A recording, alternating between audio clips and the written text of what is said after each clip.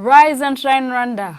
Good morning. You're watching Rise and Shine Rwanda with me, Ivan Magwene. And me, Peace Kizera, coming up on Rise and Shine. In our story of the day, we discuss the issue of orphans in Rwanda.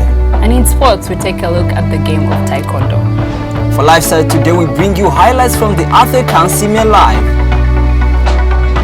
Well, all that and more still to come, but first we get to meet the rest of the team. Good morning, Stephen. Good morning, Ivan. How's your week going so far? It's fair, it's only Tuesday and yeah, I'm not complaining. Okay. Good morning, Chantal. Good morning, Ivan. How is everything there? All is well. I thank God that it's raining. No more heat, Oh, well, people have been saying, should we get used to the rain or it's just like trying to play? I think it's just God's way of blessing Rwandans. Let's be flexible. You never know. So All right. Good morning, Peace. Good morning. You ready for today? Very ready, but you didn't start with me today, so No.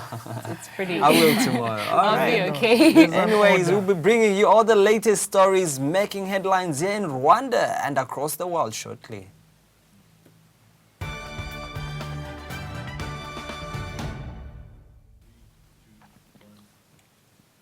Now starting off with the regional stories, South Sudan's President Salva Kiir has removed Riek Machar as first vice president, 2 weeks after the rival leaders' forces clashed in the capital. Now Mr. Machar has not been seen since the clashes, which left 300 people dead and threatened to revive a civil war that has killed tens of thousands. Mr. Machar was replaced by Taban Deng Gai, a former peace negotiator.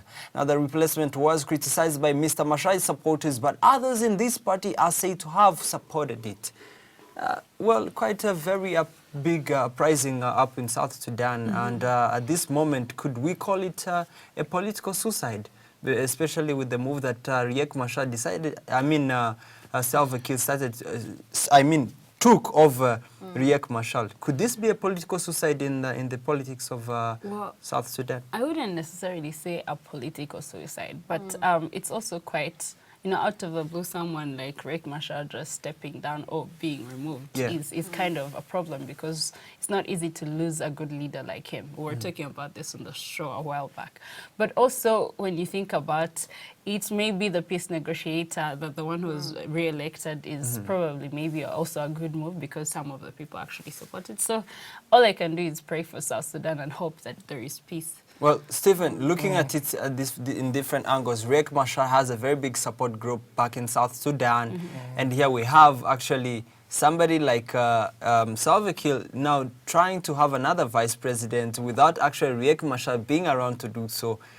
Is there going to be home support because of this decision, or going to see more divisive politics as time comes on? Well, it undermines the peace deal that these two have had. Yes. And then it's Riek Machar and his group. He represents the Nuer, is it? Yeah. That ethnic group, and they had also factions among that group, and he led the faction that fought the recent battle that resulted in thousands of people dying.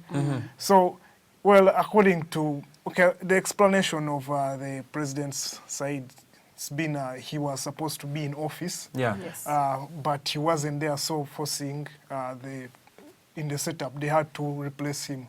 But then he wasn't around because of fears for his life, and well, it has caused a lot of uncertainty. There's tension and uncertainty. So what kind of situation do we see in the coming few days, looking at the status quo right now? Because we see a lot of people saying that this could also cause another conflict, because already we have seen over 300 people dying from the previous. Here's Riek Machar, who plays a very critical role in the politics of Juba, being replaced. Almost, I would call it a coup d'etat, but this time for the vice president. Actually, we've had 8,300 refugees, people fleeing onto in the Ugandan side.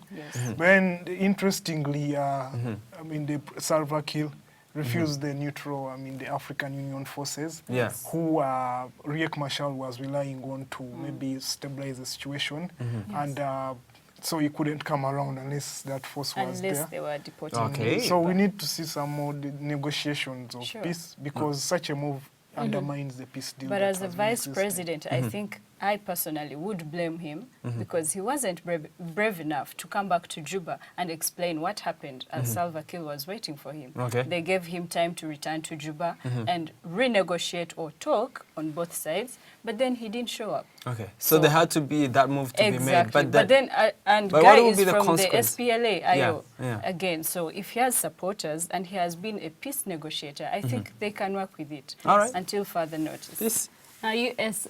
First Lady Michelle Obama has denounced Republican Donald Trump and passionately backed Hillary Clinton at the Democratic National Convention in Philadelphia.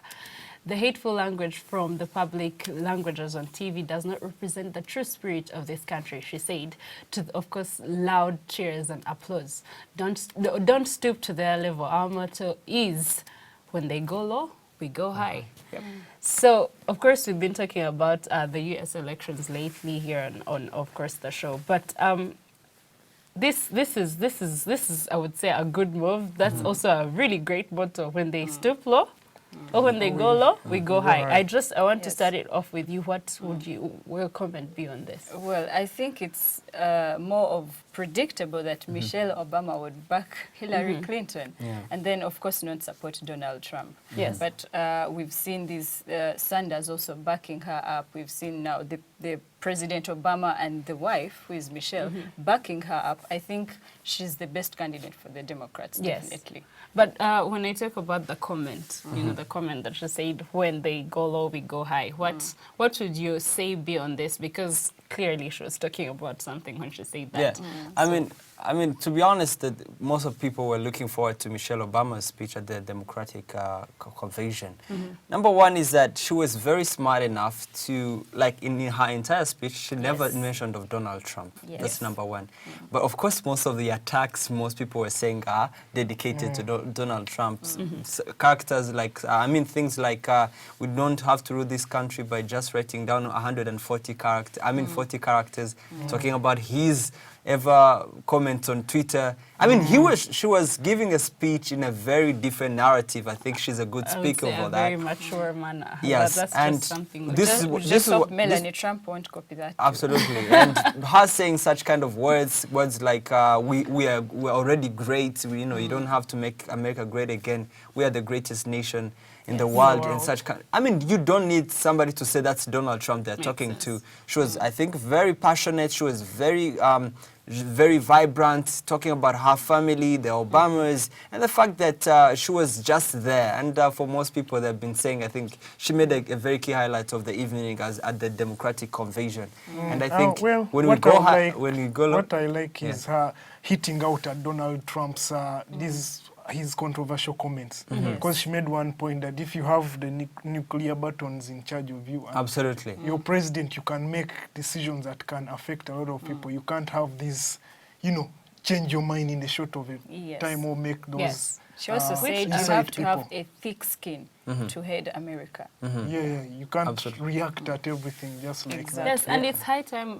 Also, I would say she added and commented that it's high time that, of course, the daughters and the sons they have, of course, raised, grow up to see at least America also have a woman president. Absolutely. So it's high time. I'm still standing for Hillary Clinton. And of course, Hillary Clinton tweeted and she thanked her for the wonderful speech. Absolutely. That was a very good tweet by Barack Obama. Now, also Barack Obama. Now, still on the Democratic National Convention, because it was a key highlight of the night, I would say. Now, Bernie Sanders urged also Democrats to put Hillary Clinton in the White House in a speech to the party convention. Now, the Vermont senator received a 3-minute standing ovation when he took the stage in Philadelphia. Hillary Clinton must become the next president of the United States, he said, as the crowd erupted in cheers. I mean, for most people, they're waiting for the moment. Bernie Sanders, who at least took on the moment, until the last moment, to say, I'm endorsing Hillary Clinton. He came out, he was not like Ted Cruz. He said, we're going to support Hillary. I want you to support. Of course, there were different mixtures of reactions in the crowd. But he came out to say, this is the person to put in office. Quite a very big signature for the Democrats, especially looking at the fact that he was also a very outstanding candidate in terms of the contest. What would you say has been, what is the biggest message achieved during this night as Bernie Sanders to Okay, came out? Bernie Sanders is in a hard place. Yeah. Because he was stabbed in the back. I Yeah. mean, they're in the same party, but then there are emails. He still went emails over within. that, yeah. Yes. Yeah, and then if he can't campaign Hillary Clinton, because if he campaigns Clinton and then Trump wins, I mean, he'll have the rest of his life to live with that. But then people who have been following Sanders has been described as this person who's for the common man. I mean, his policies, he's talked about the minimum wage and maybe education, because we know America is, the setup of America, we have 1% with Yeah. with the wealth. 80% of the wealth. Yes. So if somebody comes out and he talking about the benefits, I mean, Of the majority. of the majority, he's been lauded as maybe a socialist. Actually, now, there are even more speculations that, because most of the supporters of Bernie Sanders were young people, actually, and also the minority groups, like the black people, the Hispanics. Could we see this also working very well for Hillary Clinton this time? Actually, Yes. Okay, Well, just go a ahead, second. just go ahead. Well, Hillary Clinton has been criticized for, I mean, negotiating. I mean, they say she's compromised by these The Wall Street? Wall Street big businesses. So some people feel that Sanders should have Remained there. Okay. Yeah, he should have come out strong. Yeah, Alright. sure. Yes, Okay. but at least we're glad that Sanders is finally on the same side with Absolutely. Hillary Clinton. It shows at least a I united think, yes.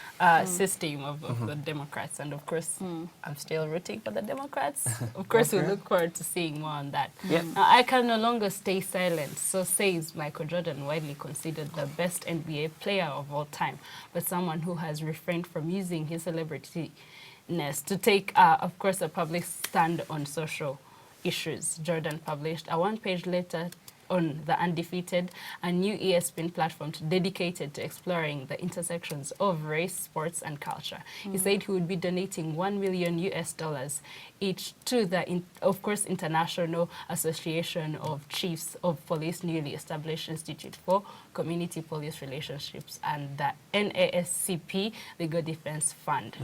Now, I'll start this off with the sportsman himself, Michael Jordan. Of course, we also know from his background is that, of course, his dad, James Jordan, died of being shot by two men. So I would say, what does this mean at a time like this? I think Michael Jordan is a key figure. He's a key figure. I mean, if you don't play basketball, I mean, you wear some Jordans. Yes, for sure. But and him coming out and sponsoring these two bodies. Okay, we have one that is responsible for the PR. I mean, the relationship between police and the Yes. American public. You know, all the stories we've had. That's key. And then the NASCP, which I think maybe to describe it in simple terms. Simpler terms. If you're mistreated by police, then okay, there are lawyers that you can use to get you to, Yes. have your case Solved. Yeah, sure. So this says a lot, and I think we should have more celebrities, these key figures coming up to address this issue, because when you hear the stories, people have been suffering for years, and this hasn't been talked about. It's like normal. To be honest, though we are looking at it from a positive side, but it has also come with a lot of criticism, looking at the fact that it's almost like Michael Jordan has just been silent for all these years, which people question also. Were you trying to act off something that you didn't want to get involved in? You're a very influential figure, even at your time that you're even on the ground, where that now you come out of retirement and you have to say this because you knew what was even not only happening outside, but also in the sports world. You had a voice to talk about race, even when you're still playing. So it hasn't gotten, it has come with mixed reactions because they think he has been just a little bit, shying away and also giving it a deaf ear, which has also not been good because he could have had a very big role. He's a very influential figure, basketball, we call him the But, player of they all have times. to keep it in mind that he is a human being. He has to deal with some things before he lets them out. Yes, for sure. Just like yesterday, we were talking about Prince Harry. So it took him so long to So talk long about for the him mother's to- death. Yes. They But should we take would- But that also in. these events, these shootings, they have come around Like the at once. even the reactions have been many. So I think it is causing, some... Absolutely. But at least in relation to, of course, Prince Harry that we were talking about yesterday, his dad died in 1993, and maybe Which it's had a high very time big that also impact on his impact game. on him and his game. So we believe that, it's also that time of the year or that time Absolutely. where people are supposed to stand up and maybe speak for themselves. Yeah, And, and maybe at least it's be okay heard. that he has come out and he has spoken. And he's even donating. So Yes, that's wonderful. for sure. Now moving on to a very interesting story also, back here to Kigali. Students broke out for the second term holidays. Now the intention is to relax from the routine schoolwork, but unfortunately, as many plan to spend time with their families, others also await special lessons from tutors until the next school term. So here on Rise and Shine, we give you a few tips on also how you're going to be spending your holidays. This is very important. I saw very many students coming back home on Friday. Of course, it has not been easy because you come back with results sometimes. Not so good. It has been a second term, and for at least for people in our curriculum who have been through our curriculum, it's the longest term, very hard, I would say, and very quite demanding because it's almost that's where most of the package and the curriculum is taught. But now they're back for holidays, quite a short time, but very important because this is a time also get people either they can also spoil their lives or get to go ahead in their lives. But most important, what is that you think people should be doing with their holidays outside of with peace? Well, I would say first, second term is usually hectic. I mean, you guys know from your high school experiences, but it was also very hectic for me. But also when you look at coming back for holidays, it's that time, I would say personally, it's that time for you to rest. You miss so many things outside that could possibly be a distraction back in school because you're always thinking about maybe your phone. Right now you're in that IT era where everyone is thinking about maybe Snapchat or whatever, like whatever. So it's that time where maybe they should come and spend their time, maybe quality time with their parents, quality time with their distractions, I would call them.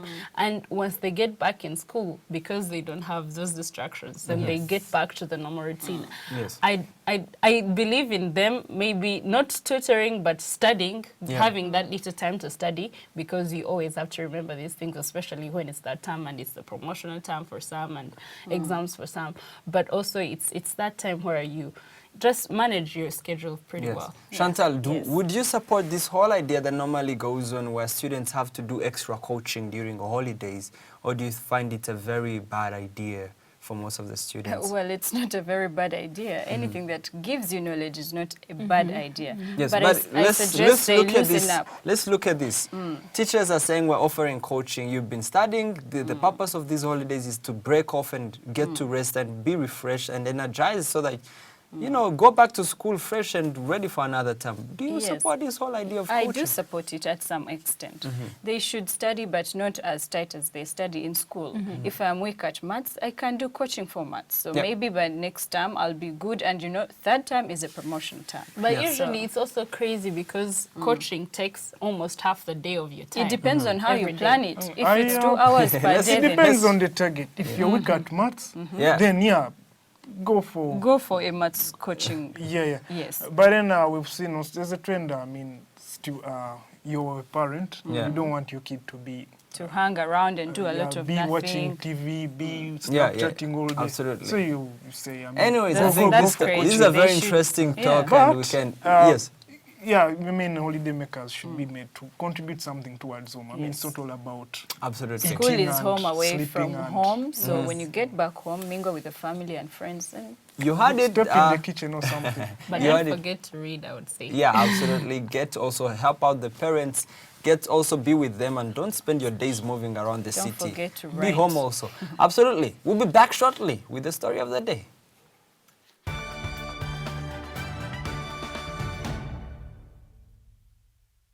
Welcome back to Rise and Shine, one story of the day with me, Ivan Magwene. Now, the National Commission for Children has reported that some 2,294 orphans have been reintegrated into foster families since the inception of a program dubbed Tubarere mu Muryango.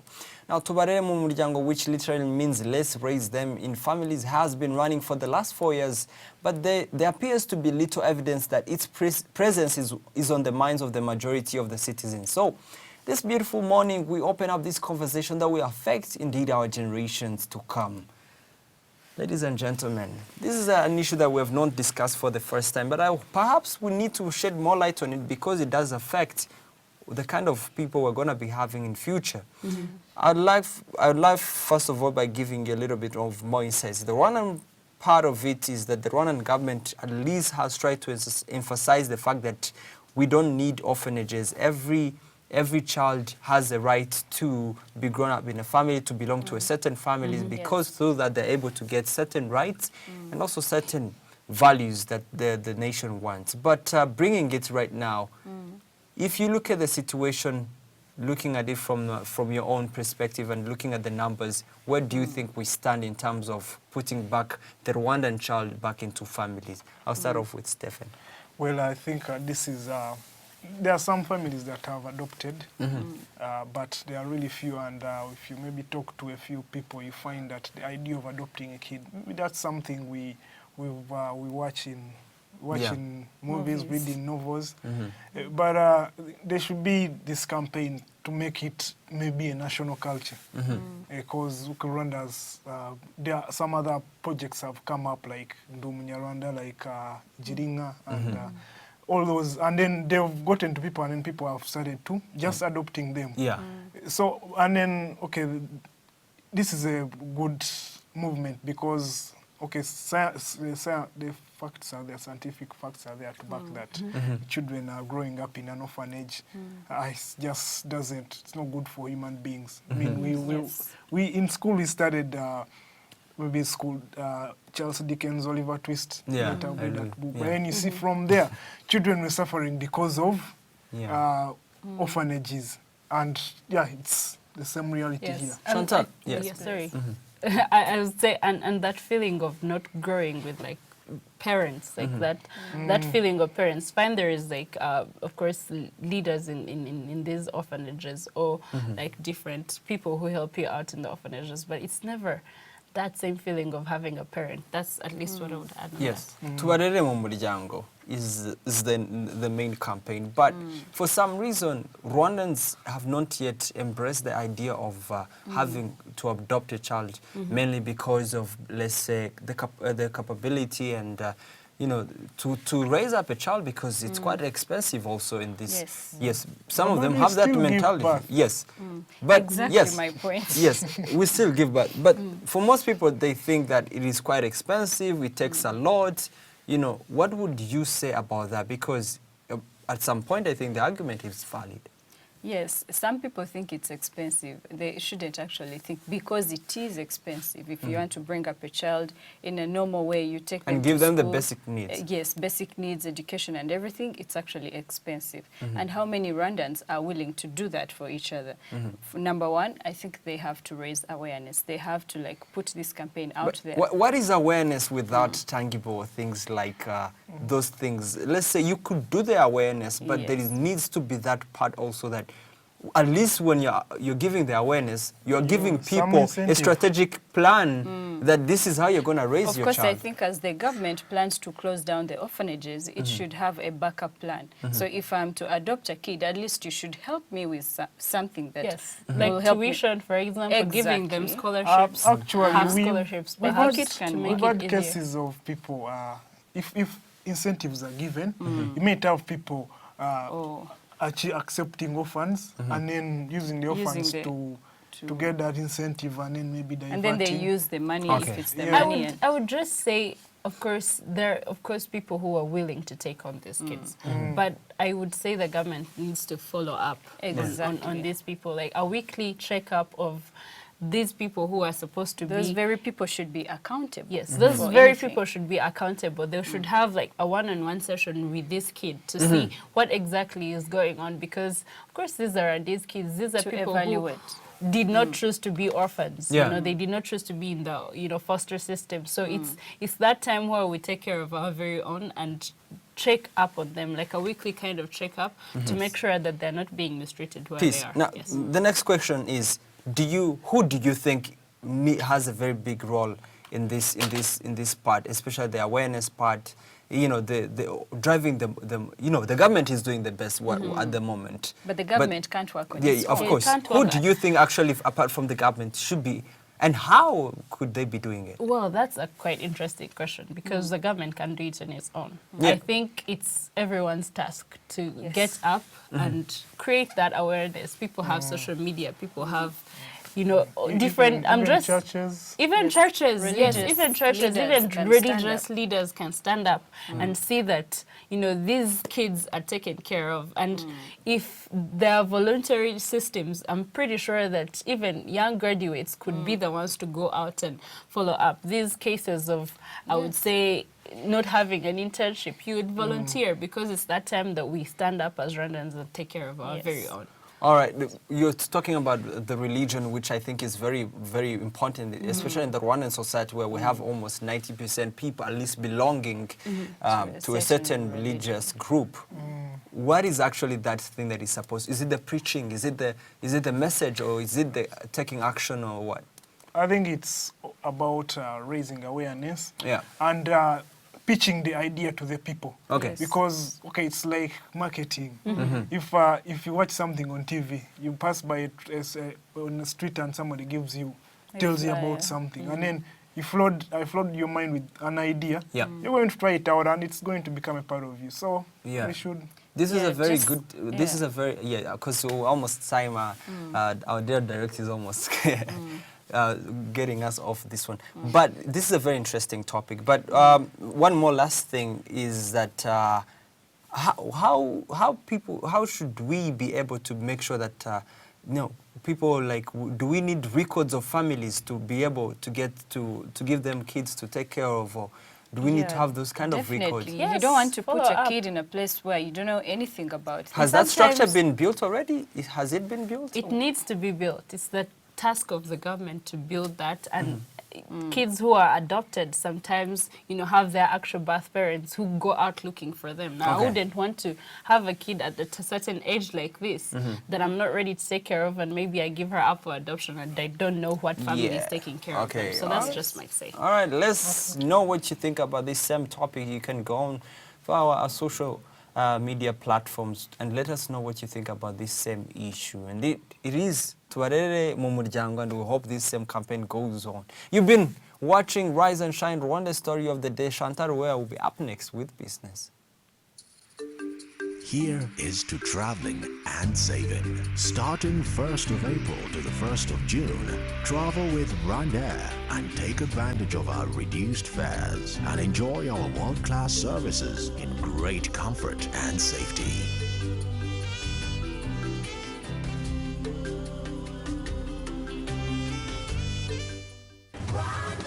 Fly our dream to the heart of Africa. You're still watching Rise and Shine Rwanda. It's now time for your business stories with me, Chantal Uwera.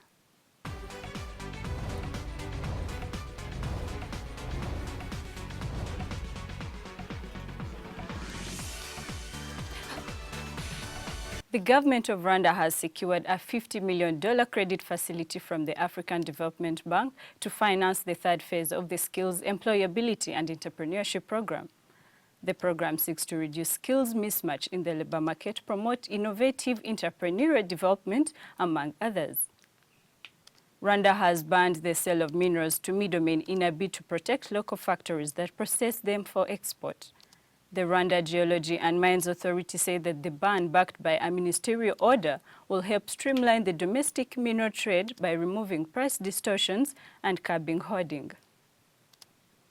The U.S. internet firm Yahoo is being acquired by the American telecoms giant Verizon Communications for nearly $5 billion in cash.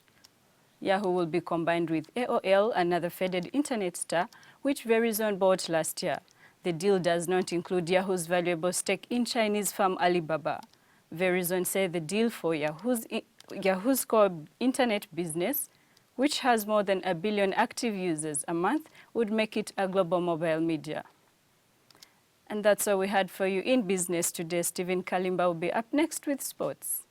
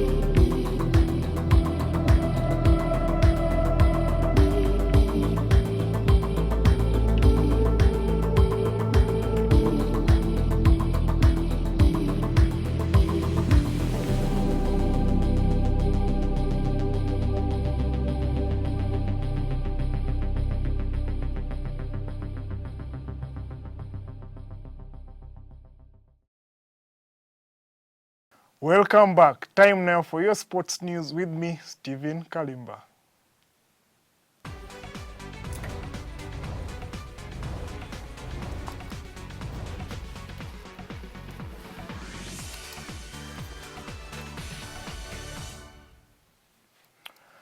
And in soccer, Bugesera Football Club have appointed Vincent Mashami as their new head coach on a one-year contract until the end of the 2016-2017 season. The new coach has been given the task to finish in the top 6 in the league. Bugesera finished the league in 7th place last year. Bugesera FC President Jean-Claude Gahigi said, and I quote, "What we agreed with Mashami is to guide the team to at least finish among the top 6 next season and playing some entertaining football. We want him also to develop the young players." Mashami said he was happy with the direction the club is taking and he promised to do his best. And in athletics, the Rwanda Athletics Federation Secretary General Johnson Rukundo has commended the national athletics junior team after a promising debut at this year's IAF World Junior Athletics Championship that concluded this weekend in Poland. Most of our athletes are young, and the fact that we are qualifying for the continental and the world championships is a big indicator we are on the right track, said Rukundo. The team of 5 had qualified, unlike in previous times when they would go as wild cards. Jean-Marie Vianney Miasiro and Salome Nyirarukundo were able to break national records in the 10,000 meters and 5,000 meters respectively. And in the Olympics, Russian national doping whistleblower Yulia Stepanova has questioned the unfair decision by the International Olympic Committee to ban her from the Olympics. The 800-meter runner said the ban would discourage future whistleblowers. The IOC banned her after a new rule stating that Russian athletes who had previously failed doping tests should be banned. Stepanova was offered invites by the IOC as special guest to the Olympics with her husband and given other incentives to encourage other whistleblowers in spite of the ban. And today we look at the game of Taekwondo, which is making slow but steady progress this year, not only in the country but on the continent. Take a look. The game of Taekwondo is on a slow but steady rise in the year 2016. The national team has managed to collect some silverware in the region and on the continent with credit to an increased training regimen. According to coach Alain Irene Bajire, this year couldn't have started any better. Actually, during this year, we got through good times because we started with training in January here at the same place. In February and March, we got a competition in Kenya called the Chairman's Cup in Mombasa. So we took there almost 14 players, including 4 girls, and the rest were boys. We went there and we performed, and we took the first place in men's category, and we took first place also in the women's category. The team missed out on the Rio 2016 Olympics qualifiers. However, the intensive training that involved a trip to France last year and in Morocco has still yielded benefits. Okay. According to that, since last year we played so many games because we were preparing for qualification for Olympic Games, and we prepared enough because we went even to Paris for training in France. We took there 2 weeks for training with the national team. Then we went to compete in Morocco.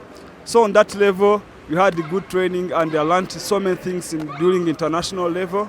So when we came back home, I used the trade technique, I got new ones to train with my team. Then because we did not do the qualification, because we did not have the things they were asking us. But after that, we prepared for Africa Taekwondo Championship this year, and we played it, and we got 5 medals out of 11 players. And there is more to look forward to. Actually, what I see in these 2 years ahead, our players will be playing very well more than they are doing now. And I think because we are having National World Championship next year, I hope to do better than we did last year. And in 2018, we have Africa Youth Game, and I'm preparing juniors also because I'm preparing them to get there to Africa Junior Games. And I want them to play for Olympic qualification, which will be in Argentina 2018. So we have so many plans for them, and I hope we will not miss the Argentina Olympic game for juniors because we missed the seniors, but I don't have to miss for juniors. The sport faces a lot of challenges like a training venue and financial support, but players are there to make use of the few opportunities. 18-year-old Umubyeyi Delphine ranked 3rd on the continent after May's event in Cairo, and she believes she deserves her sport among Africa's best. Nabyakiriye neza, ni byiza cyane, binyereka ko ejo hazaza nzaba nshoboye no ku yindi myanya nzabasha kwigeraho. Ngiye ku bwanjye nta kintu bandushije, ariko kuba cyo wenda bandushije no kuba babashije kuntsinda, ariko ndizera neza ko kuba nta kintu bandushije utana ntibazongera kuntsinda nzabatsinda. Icyo nakongeraho bo bakora imyitozo myinshi cyane, ariko nanjye nshaka gukora hard training. 22-year-old Zura Mushambozi, who is Rwanda's female top fighter, has a mission to promote and develop the game, which she feels is like any other sport among girls. She is unfazed by challenges. Ndabizi ubwanjye bwe natangiraga gukinira umukino wa Taekwondo, n'undi naravunitse birangora mpaka ngeze ahangaha. Ubu ngubu icyo ndi gushishikariza ni ukugira mbashe kuzamura abagenzi banjye, nubwo bikitugoye ariko tuzi ko dufite aho tuzagera heza. Icyo nshishikariza abagenzi banjye ni uko bakumva yuko bagomba kuza gute kwitabira Taekwondo. Ni umukino nk'indi mikino yose bumva basanzwe bumva, football, basket, karate n'ibindi byose, nicyo kimwe yacu na Taekwondo bikina. Regis Irumva, the national team captain, has played for 10 years and believes Rwanda has caught up with the world of Taekwondo. Actually, in Rwanda, we are, like from 2012, we started to participate in international tournaments, Europe, America, and even the Asian. But like the before team it hasn't experience. But now we have experience because of we participated in different tournaments. Okay, actually the team also have now, they are new in this game, but they compete with the other guys who come from those tournaments. So it means they got something experience. So I can see now we are better, more than before, because of the kids now, they got the new style for Taekwondo, according to what we had last year. As a senior, he has a desire to lead the younger players to glory, and he believes they have the training and education. They just need competitions to showcase their skills. Stephen Kalimba, Rise and Shine Rwanda.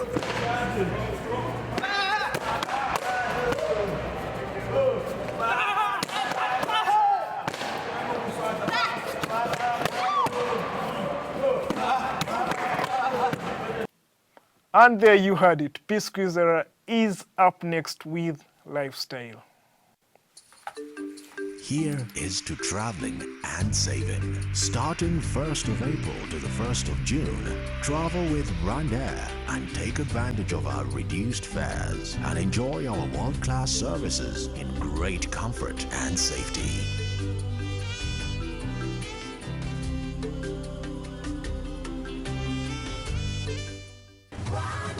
Fly our dream to the heart of Africa. Welcome back to Rise and Shine. It's time for Lifestyle with me, Peace Quizera.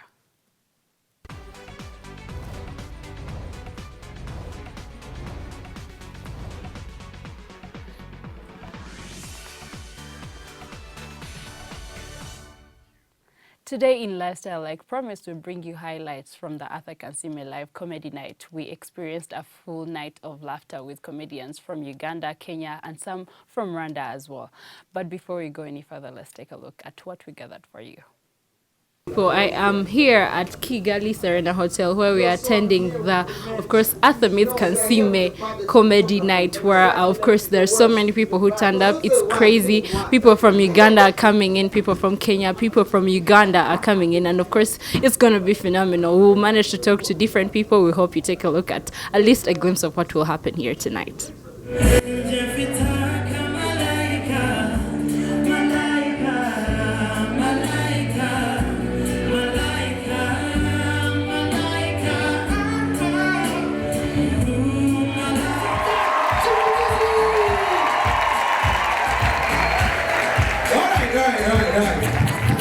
First of all, I am not a short guy. Short is what you can't see. What you can't see is very big. Trying to say that I have a big heart. You know, guys, do we have Kenyans here? Kenyans, there are some things. Welcome, Karibu Sana. If you brought this lady, I fear for your money.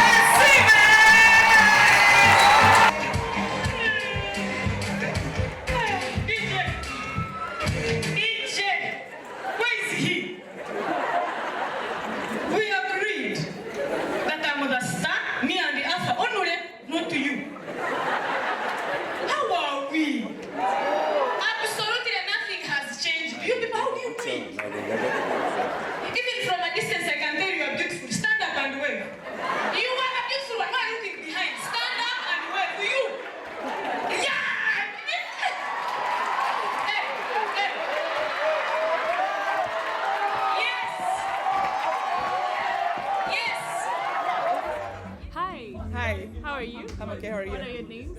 My name is Andrew Mulisa. Okay, so Ange, how has it been like for you here at the Arthur Kansiime Live? I had a really good time. I laughed too hard. My ribs hurt. Yes. It was really good. I'm okay. What's How are up? you? I'm all right. All right, you look amazing. Thank you. Of course, you're the MC tonight. I was the MC. How Yeah. was the show like? Oh, it was great. I had fun on stage. People here are lovely. Yeah, they were all geared up. Arthur and Kansiime was a great show. And as Alex Mhanji from Kampala, Uganda, I was very proud to have been part of this show. How has it been like for you? Of course, this has been a success. The turnout was amazing. Did you expect this? That's the first question. I brought Kansiime, so I expected it. Yes. But I didn't expect the fun. You know, you do something, but you don't know how people take it. Because she was here last year. Honestly speaking, I didn't expect these people. Because I was like, okay, she was here last year. Are people going to be interested seeing her this year and then seeing me? Because last year I did a one-man show, almost close to the time Kansiime was here. I'm like, let me just throw it. So I put so many people there. I put Kansiime, I put Alex Muhanji, one of my favorite comedians in Uganda. He's my best friend. And then Babu, my young brother. Funnier than me, actually. And then my brother Chipkizi had to come all the way from Kenya to come and support. As you can see, the love growing between East African comedians. Did you see the backdrop of the show? It was saying the Comedy Hub. That is my new project. I launched it today. Now people saw it. Yeah. Now I'm going to be hosting weekly shows. These Alex Muhanjis will be coming weekly. I'll be having every headliner from different countries weekly. And whoever thinks is funny, if you think you're funny out there, listen. Send me an email at nrwanda@gmail.com or go on my Instagram account. People follow me and then send me a direct message. Trust me, I swear I will call you. Thank you. There you had it from all the people that we managed to interview today. Of course, we hope you had fun with us. I am Peace Kwizera reporting for Rise and Shine Rwanda. All right, there you had it, at least from a few tips that we gathered for you from the Arthur Kansiime live show. I'm going to start this off with Ivan. It was, of course, a hilarious night. I think you were there to experience everything. What was your favorite punchline? Now you're just gonna make me a comedian too, but not on this one. Yeah, why not? Okay, but I mean, there are a bunch of jokes thrown there, but for me, I'll just talk about the key highlights that actually made my night. I loved first of all, the music was amazing because we saw like some uprising star like Ivan Buravan and Shalina Nina. But I think the intro of Arthur on stage was amazing because this was his big day. Arthur did a very good intro on that stage. And of course, when he came on stage, he was amazing. Some of the jokes I can't forget. The Sauti Sol stage. I mean a joke, the Sauti Sol joke about the way they progress with their songs and everything. But I won't tell much about the jokes because for most people that were there, they had fun. Kansiime, crazy as usual. I don't know. Kansiime has this energy that I never get to understand where she gets the guts from, but she just knows how to move the stage. And plus all the MC Babu and Alex Mohangi from Uganda, they were amazing. And is it Chipkizi from Kenya, very hilarious guy. Hilarious guy. I mean, guy. And something I was going to talk about is the fact that I think there's no comedian that has come on stage and they never talk about the Rwandan girls and the beauty and how they always compare that. So there's always a joke about Rwandan girls and about, what was the lady from Uganda? The creative director of Kansiime. She was like, hey, she was really amazing. You can't imagine. I'm not going to just go through all the details, but of course, we have seen Kansiime live, and of course, her energy is always incredible. Yes. It is something that you had to...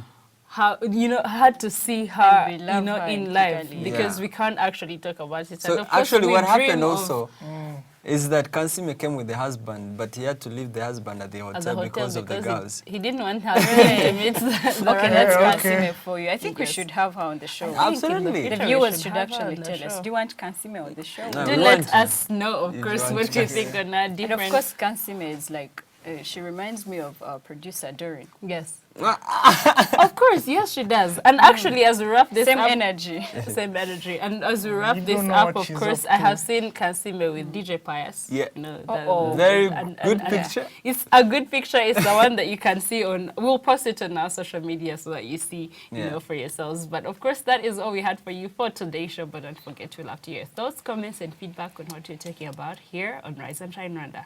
Tweet us at Rise and Shine RW. Like us on our Facebook page and do send us your ideas for the program. Check out our Rise and Shine YouTube page and please subscribe. That's so you can catch all the shows and the reposts that we do. Find us on Instagram and remember, we love to see your pics. Last but not least, check out our website where you can see every single thing that we do and also follow us on Snapchat. I am Peace Kwizera. And I'm Ivan Magwene. We'll be at same time, same place tomorrow. Do join us then. But for now, it's goodbye. Goodbye. Goodbye.